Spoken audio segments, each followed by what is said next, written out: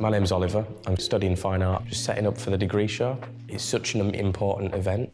You know, everyone really bonds together and really puts everything into it. So my artwork focuses on mainly the writing of obsessive thinking and intrusive thoughts, repeating the same piece of writing over and over and over again, overlaying it so that you can't really tell, it becomes an illegible form.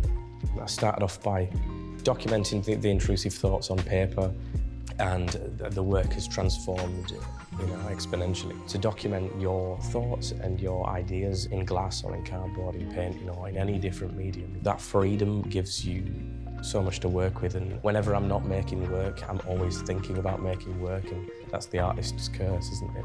Your brain's always working, so I think fine art gives you that platform to refine those thoughts and to communicate the things that you feel need to be communicated.